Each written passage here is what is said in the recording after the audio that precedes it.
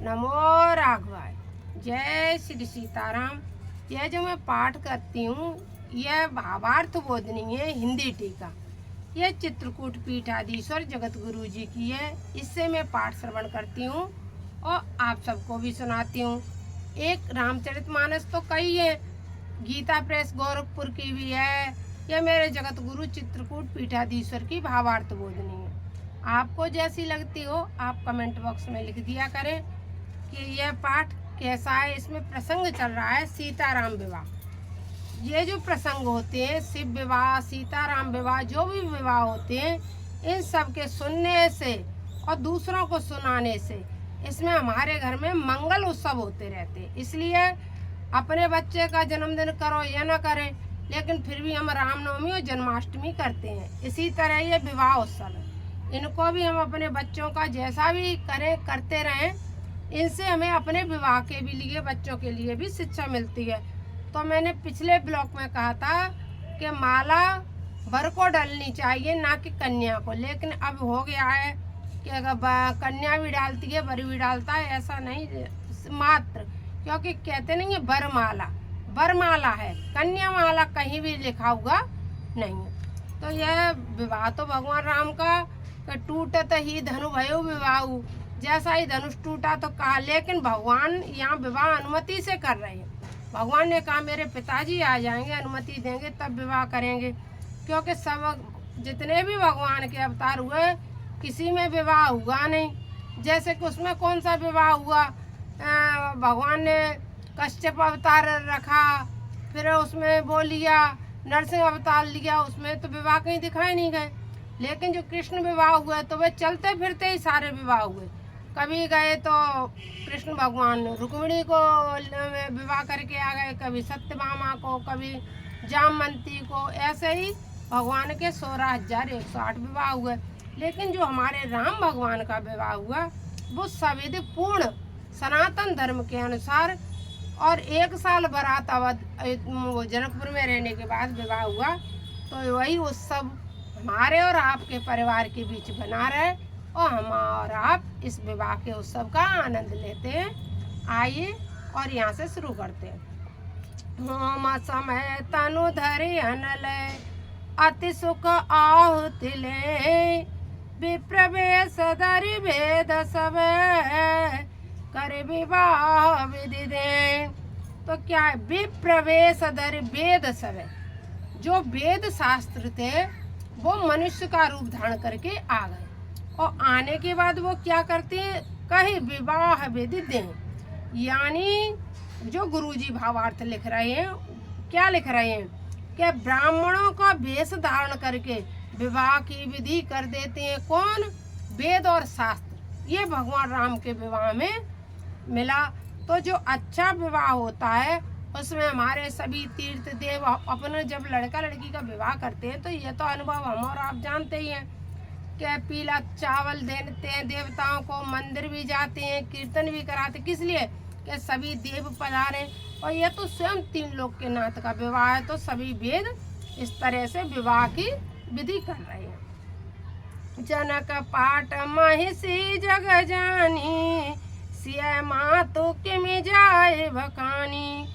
सुजस सुकृत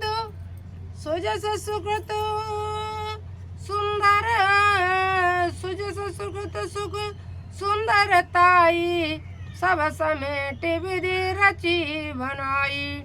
समय जानी मुनि परनि बुलाई, सुनत सुवासिनी सादर ल्याई। जनक बाम दिशि सोआ सुनेना, हिमगिरि संग बनी जनु मैना। अब तो वे कितनी सुंदर लग रही हैं। जनक राज की पत्नी जिस तरह से हिमाचल राज की पत्नी शंकर जी के और पार्वती जी के विवाह में लगती थी, उसी तरह से जनक राज की पत्नी भी शोभा को प्राप्त हो रही हैं।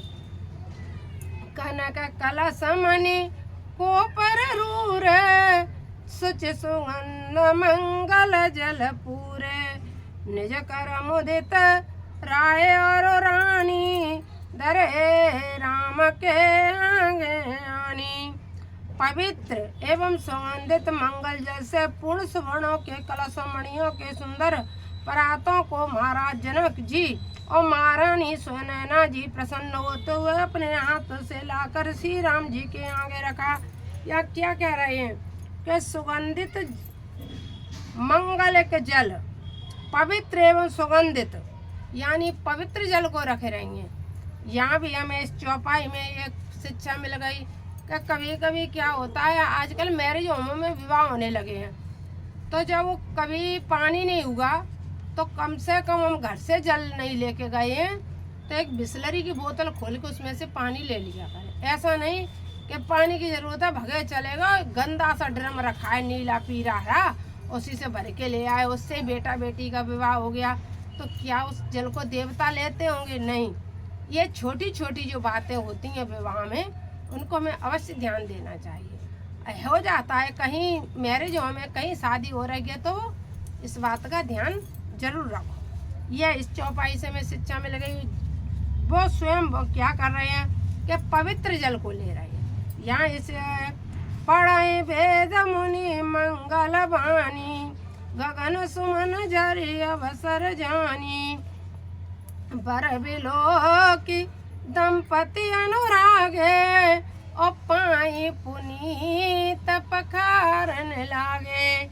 जब जनक राज और उनकी पत्नी ने देखा राम और सीता जी को, तो उनके प्रेम इतना हृदय में अनुराग पैदा हुआ और पैरों को पखारने लगे। जो पाए पुजाई बोलते हैं उसको पैर पखारना बोला जाता है। जो आजकल पाए पुजाई है रगे पाए पूज लो, पाए पखारे जाते हैं यानी पैर धोए जाते हैं। लागे पकारन पाए पंकज, प्रेम पुलकावल, प्रेम पुलकावल बनी, प्रेम पुलकावल बनी। नवनगर गान निशान जयधन, उमंगे जनु चौदिस चली। जय पद सरोज, जय पद सरोज मनोज हरि, उर सरस देव विराजहि। जय सुकृत सुमिरत विमलता मन, सकल कलेमल बाजहि। नीचे रखा है ना, अरे उसके नीचे जो रखा है, अरे उसके नीचे जो अभी उठाया, हाँ ये थोड़ा सा जब विवाह हो उसमें कुछ बजा बजी नहीं हो तो आनंद ही नहीं आता है। इसलिए थोड़ा सा संगीत अब क्या मजीरे से चौपाइयों का समझ में नहीं आती, इसलिए मैं मजीरा नहीं बजाती, कुछ नया बजाती हूँ। देखो अब क्या था, लागे पकारन पाए पंकज, प्रेम तन पुलकावली। नवनगर गान निशान जयधन, उमगे जनु चौदिस चली। जय पद सरोज मनोज हरि, उर सरस देव विराजहि। जय सुकृत सुमिरत विमलता, मन सकल कलेमल बाजहि। ये छंद है, ये छंद की तर्ज इस तरह से होती है। थोड़ा क्या रहता है, एक दूसरे के जब आप सुनोगे पढ़ोगे, और ये तो भगवत कृपा की चीज़ है, रामचरितमानस भगवत कृपा की चीज़ है, गुरु कृपा की चीज़ है। जब आप इसको पढ़ोगे तो अपने आप मुझसे भी अच्छा पढ़ना सीख जाओगे। ये रहता है इसका। जे पर से मुनि बनी ताल ही गति रही, जो पातक माई मकरंद जिनी को शंभु सिर सुचिता। अवध सुर भर नहीं करे मधोपमन, मुनि जोगी जन जे से अभिमत गति लय। जय पद पकारत भाग्य भाजन, जनक जय जय सब कहे। जब जनक जी ने पाँव को धोया तो सब लोग भगवान राम से भी ज्यादा जय जयकार किसकी करने लगे, जनक राज की करने लगे। क्यों करने लगे कि भगवान राम के दो लोगों ने, केवट ने क्या कहा था, मैं आपके चरण पखारूंगा नहीं, मैं तो धोऊंगा।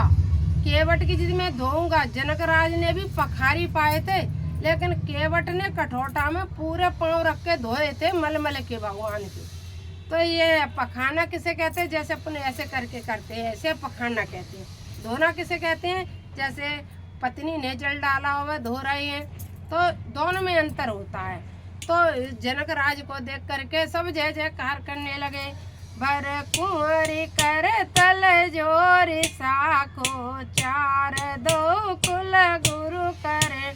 भयो पानी ग्रहण बिलो की विधि सुर मनु जमुनि आनंद भय। सुख मूल दूलई देखी दंपत तनु पुलक तन उल सोइयो करि लोक वेद विधान कन्या दानन प्रभूषण कियो। अब क्या था? यहाँ बर कर जोर साखो चार दो कुल गुर करे। जब लड़का लड़की का पाण ग्रहण हो जाता है तो ये शास्त्र में होता है। पहले होता था हमारे विवाह में हुआ, हमने अपने जितने रिलेशन वाले थे उनके में भी देखा, क्योंकि और राम विवाह में तो लिखा ही हुआ है साखो चार दो कुल गुरु करें।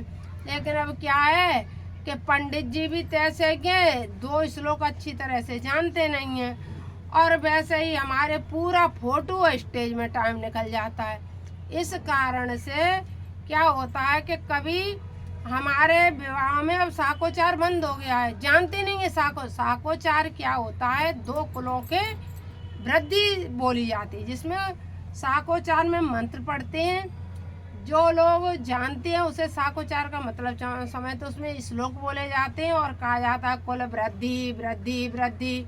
ऐसे कुल की वृद्धि के लिए साकोचार किया जाता है। और बेटी वाला अपने बेटे वाले के, बेटी वाला अपने परिवार के और बेटा वाला अपने परिवार के, दादा परदादाओं के नाम ले ले करके साकोचार किया जाता है। कुल की वृद्धि के कैसे कैसे कुल वृद्धि हुई उसको साकोचार बोलते हैं। अब ये साकोचार की विधि धीरे धीरे लुप्त होती जा रही है। लेकिन यह रामचरितमानस क्या है, जब हम इसमें पढ़ेंगे जानेंगे समझेंगे तो हम अपने पंडित जी से कहेंगे तो सही भाई साकोचार करो महाराज जी, तो अपने आप पंडित जी सोचेंगे कि भाई साकोचार करना पड़ेगा, तो भाई अपने आप साकोचार करेंगे। जब हम आप कहते हैं नहीं पंडित जी से कि साकोचार कर, तो पंडित जी साकोचार करते नहीं है। साकोचार की विधि होना विवाह में बहुत जरूरी, वरमाला हो या ना हो साकोचार होना चाहिए।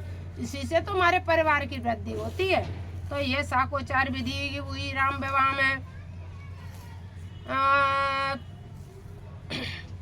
और फिर क्या हुआ? हिमवंत जिम गिरिजा महेश हरि है श्री सागर दही। तिमि जनक राम सिय समर्पी विश्व कल की रति नहीं। क्यों कर बिनय विदेह कियो विदेह मूर्ति सामरी। करे होम विधिवत गांठी जोरी होन लागी वामरी। जैसे हिमवंत ने गिरिजा महेश को समर्पी, यहाँ क्योंकि शंकर पार्वती का विवाह पहले हो गया था सीताराम का बाद में, तो यहाँ तुलसीदास जी लिख रहे हैं, हमारे तुलसीदास बाबा लिख रहे हैं कि जैसे गिरिजा को महेश को दिया समर्पी जाती हैं। मैंने और भी ब्लॉग बनाया, एक तो मैंने पूरा इसी पे बनाया है कि भैया स्टेज पर लड़का क्यों आया लड़की को ले जाए। समर्पण करो ना तुम अपनी बेटी का, तो उसी को पाण ग्रहण बोलते हैं। जब लड़की के माता पिता लड़के के हाथ में लड़की का हाथ रखते हैं उसको पाण ग्रहण बोलते हैं, उसी को विवाह बोला जाता है। तो जैसे गिरिजा व शंकर भगवान को दी गई उसी तरह से और श्री हरि को सागर ने अपनी लक्ष्मी जी को दिया, श्री हरि को समर्पित किया। लक्ष्मी जी का विवाह भगवान विष्णु के साथ हुआ, यह लिखा हुआ है। उसी तरह से राम जी को सिया विश्व की कीर्ति, नई विश्व में कीर्ति स्थापना करने के लिए सीता जी का विवाह राम जी के हाथ राम जी को दिया गया। और राम जी की सूरत का भी यहाँ वर्णन लिखा हुआ है, कैसे हैं भगवान राम, सांवरी सूरत हैं, और सिया जी हमारी कैसी गोरी और गोरे और सांवरे का हाथ जब हाथ में हाथ रखा गया तो अति उत्तम लग रहे थे सीताराम जी। यह हमारे सीताराम विवाह की कल्पना। करी होम विधिवत गांठी जोरी, होने लागी वामरी। और क्या हुआ, गठबंधन हुआ। जब हाथ दे दिया गया, सीता जी का हाथ राम जी के हाथ में रख दिया गया, उसके बाद गांठ जोड़ी गई। ये नहीं है स्टेज पर लड़का ले गया लड़की को, ये नहीं है कहीं भी। इस बात पे ध्यान देना पड़ेगा हमें और आपको। इस प्रथा को बंद भी करना चाहिए। हो जाए तो बहुत अच्छी है, नई पीढ़ी को हमारी बात अच्छी भी न लगे, बहुत से लोगों को भी अच्छी न लगे, क्योंकि ये अब प्रथा बन चुकी है। पर स्टेज ऐसा शायद किसी का विवाह हो ही नहीं रहा है जिसमें लड़का लड़की का हाथ पकड़ के स्टेज पे न ले जाए। मुझे तो कहीं दिख नहीं रहा। तो ये बहुत गहरी प्रथा है।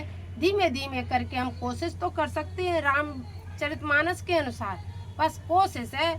हो जाए तो बहुत अच्छी, नहीं हुई तो कोई बात नहीं, जैसा हो रहा है सब अच्छा ही हो रहा है। उसके बाद जब पाण ग्रहण हो गया तब भगवान राम और सीता का गठबंधन हुआ है। क्या साफ लिखा है, करे होम विधिवत गांठ जोरी, होने लागी भामरी। गठबंधन हुआ और फिर भामरे फिरने लगी। और यहाँ हम थोड़ा सा भजन भी गा लेते हैं। सियर गोबर जी के संग फिरने लागी, अरे अरे फिर लागी भामरिया। सियर गोबर जू के संग फिरने लागी, अरे अरे फिरने भामरिया। अब बड़ा भजन हम कभी पूरा गा के आपको नए उसमें डालेंगे, क्योंकि यहाँ वो कम से कम भावर है तो भगवान राम की फेर के विवाह कर लें, क्योंकि फिर नया ब्लॉग भी बनाना होता है। जय धुनि बंदी वेद धुनि मंगल गान निशान, सोने रसें बरसें बेवद सुर तर सुमन सुजान। अब तो जो बंदी जन थे उन्हें पता लगा कि अब हमर फिरने लगी, तो वो भी ढोल धमाके नगाड़े बजाने लगे, वो सब होने लगे, मंगलाचार होने लगा, कीर्तन होने लगा, अच्छे अच्छे गीत गाने लगे। स्त्रियां थी वो भी मंगल गान करने लगी। राम विवाह था क्योंकि भामर फिर रही थी, जैसे अपने भी तो जैसे ही भामर फिरती हैं फिर कहते नहीं है, मेरी पहली भामरी अब तो बेटी बाप की। 6 भावर तक पुत्री पिता की मानी जाती है। 7वीं भावर में पुत्री आगे चलने लग, पहले पुत्री आगे चलती है और वो जो वर होता है वो आगे चलता है, और कन्या आगे चलती है, वर पीछे चलता है। जब 7वीं भावर होती है तो कन्या पीछे हो जाती है, वर आगे हो जाता है, वह पूर्ण रूप से पत्नी बन जाती है। 6 भावर तक लड़की आगे चलती है। तो वही था, जब विवाह हो गया तो सीता जी राम जी के पीछे चलने लगी। कुंवर कुंवर कलबामरी देई, नैन लाभ सब सादर लेई, नैन लाभ सब सादर लेई। जाए न भरनी मनोहर जोरी, जो उपमा कछु कौं सतोरी। और दोनों की जोड़ी इतनी सुंदर लग रही थी कि उसके लिए शब्द ही नहीं है। तुलसीदास जी भी अपने शब्दों को छोटा मानने लगे। अरे भैया, जहाँ राम सीता नॉर्मल विवाह होता है उसमें भी तो जोड़ी कैसी लगने लगती है, चाहे वो लड़का लड़की सुंदर भी ना हो फिर भी सुंदर लगते हो। यह तो 3 लोग के नात का विवाह हो रहा है, उसके लिए तुलसीदास जी कह रहे हैं कि उस सुंदरता के लिए मेरे पास कोई शब्द ही नहीं है। राम सिया सिया, राम सिया सुंदर परिचाई, जगमगात मने कमन माई। मनहु मदन रति धरि बहु रूपा, देखत राम भी पानुपा। दरस लाल सा सकुच न तोरी, प्रगटत दोरती बहोरे बहोरी। अब क्या है, भगवान राम सीता जी खम्भों में दिख रहे हैं। इसका विवेचन हम अगले ब्लॉक में करेंगे। आपको जैसा भी लगे आप कमेंट बॉक्स में लिख देना। नमो राघवाय। जय श्री सीताराम, जय श्री सीताराम।